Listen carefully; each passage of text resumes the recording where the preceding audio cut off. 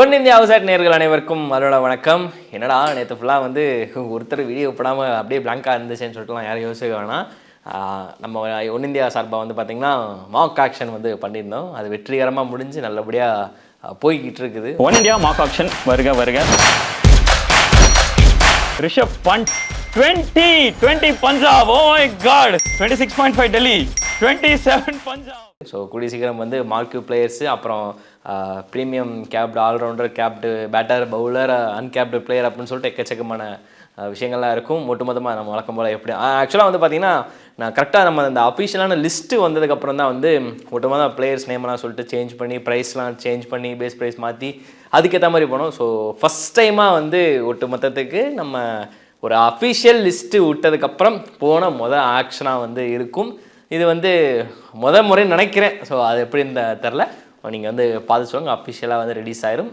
So ஸ்ட்ரெயிட்டாக மேட்ருக்கு போயிருமா? So இப்போ வந்து பார்த்திங்கன்னா ஆஸ்திரேலியா வர்சஸ் இந்தியா, இந்த பிஜிடி தான் வந்து பேச போகிறோம். நிறையா பேசியாச்சு. பட் இருந்தாலுமே வந்து இப்போ ரீசெண்டாக வர எல்லாமே அப்டேட் பண்ணணும் இல்லையா?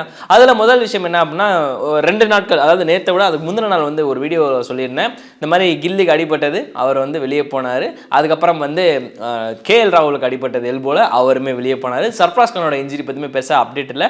கோலி வந்து டக்குன்னு ஷார்ட் பாலுக்கு ரொம்ப ஸ்ட்ரகிள் ஆகிறாரு அப்படின்ற விஷயம்லாம் நிறைய சொல்லியிருந்தோம். பிரசித் கிருஷ்ணா, முகேஷ் குமார் 2 பேருமே வந்து பயங்கரமாக பவுலிங் போட்டுட்டு இருந்தாங்க அப்படின்ற மென்ஷன் பண்ணியிருந்தேன். ஸோ அதை தொடர்ந்து வந்து பார்த்தீங்கன்னா நேற்று சாட்டர்டே அப்படின்ற ஒரு விஷயத்தில் வந்து நிறைய விஷயங்கள் நடந்திருக்கு. கேஎல் ராகுல் வந்து ரிட்டன் கிரவுண்டுக்குள்ளே வந்திருக்கிறாரு. ஆக்சுவலாக சாட்டர்டே மேட்ச்சுக்கு வந்தாரான்னு கேட்டிங்கன்னா அதான் கிடையாது. ஆனால் ப்ராக்டிஸ் பண்ணியிருக்காரு மனுஷன். கிட்டத்தட்ட ஆல்மோஸ்ட் 2 மணி நேரம் வந்து தொடர்ச்சியாக ப்ராக்டிஸ் பண்ணியிருக்காரு. அண்ட் அது மட்டும் இல்லாமல் சுமன் கில் வந்து அந்த இடத்த தென்பட்டாரா அப்படின்னு கேட்டிங்கன்னா கிடையாது. சுமன் கில் வரல. அது ஒரு மிகப்பெரிய ஒரு சின்ன சர்ப்ரைஸாக தான் இருக்குது. ஆக்சுவலாக ஒருவேளை ஒதுக்கி வைக்கிற ஒழிச்சு வச்சுன்ற டயலாக்லாம் வந்து சொல்லுவாங்கன்றது தெரில.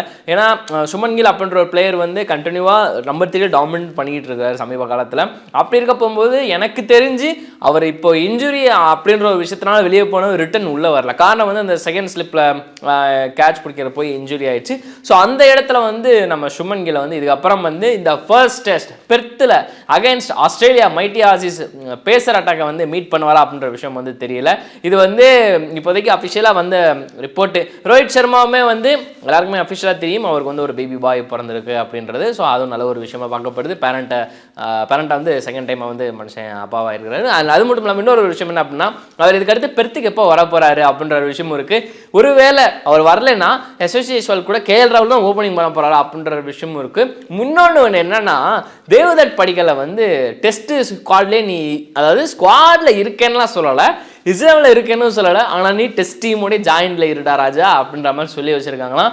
இது கொஞ்சம் டிஃப்ரெண்ட்டாக இருக்குல்ல. ஏன்னா அபிமன்யு ஈஸ்வரன் நீங்கள் உங்கள் ஆன் த லைனப் எடுத்து வச்சுருக்கிறீங்க அப்படின்ற பட்சத்தில் கேஎல் ராகுல் உங்களுக்கு இருக்கிறாரு. இது போக எக்ஸ்ட்ராவாக நீங்கள் தேவதத் படிக்கல் எடுத்து வச்சுருக்கிறீங்க. ஐ திங்க் அந்த ஒட்டுமொத்த ப்ராக்டிஸ் மேட்ச்சில் வந்து பார்த்தீங்கன்னா சுமன் கில் தான் அதிகபட்சமாக வந்து கிட்டத்தட்ட 2 மணி நேரத்துக்கு மேலே கிரீஸில் இருந்தார். செகண்ட் இன்னிங்ஸில் வந்து பார்த்தீங்கன்னா பெருசாக நம்ம வந்து எதிர்பார்க்க முடியல. பட் ஆனால் இருந்தாலுமே வந்து 40 ரன்கள் அடித்து நாட் அவுட்டில் போயிருக்கிறாரு. அண்ட் அது மட்டும் இல்லாமல் அடுத்து விராட் கோலி அவர் வந்து ஷார்ட் பால் அகேன்ஸ்டாக ரொம்ப ஸ்ட்ரகிள் ஆனார் அப்படின்ற மாதிரி வந்து சொல்லியிருக்கிறாங்க. முக்கியமாக வந்து இப்போ யார் நம்ம பிரசித் கிருஷ்ணா பால் அவரோட பேஸே வந்து பார்த்தீங்கன்னா ஒரு ஆல்மோஸ்ட் ஒரு 140 இருக்குன்னு நினச்சிக்கோங்களேன். பேட் கம்மின்ஸ், ஜாஸ் ஹேசல்வுட் கூட ஒரு 135 to 40 தான். பட் ஸ்டாருக்கு இருக்கிறார் அப்படின்ற பட்சத்தில், கம்மின்ஸ் இருக்கிறார் அப்படின்ற பட்சத்தில் வந்து ஸோ அந்த மாதிரி ஒரு பவுலர்கள்லாம் எதிர்த்து விராட் கோலி இன்னும் ஷார்ட் பால் ஆட ஆரம்பிச்சார் அப்படின்னா அது கொஞ்சம் வந்து ஒரு சின்ன கேள்விக்குறியாக மாறிடுமோன்னு தான் தோணுது. ஏன்னா பெர்த் ஒரு ஃபாஸ்ட் பவுலர்கள் விரும்புகிற ஒரு பிச்சு, டெஸ்ட் பேட்டர்களுக்கு திணறடிக்கிற ஒரு பிச்சு, எல்லாருமே தெரியும். முக்கியமாக வந்து அதில் ஆஸ்திரேலியா கிட்டத்தட்ட 500 அடிச்சிருக்கிறாங்க அப்படின்ற ஒரு விஷயமும் வந்து நோட் பண்ண வேண்டியதாக இருக்குது. பெர்த்து வந்து லிட்டில் பிட் மெட் ஆஃப் ஆசிஸ் ஃபேவரபிள் அப்படின்னு தான் சொல்லணும். அப்படின்ற இடத்துல இந்தியா வந்து எப்படி பேட்டிங் பண்ண போகிறாங்க, என்ன மாதிரியான டெக்னிக் யூஸ் பண்ண போகிறாங்க.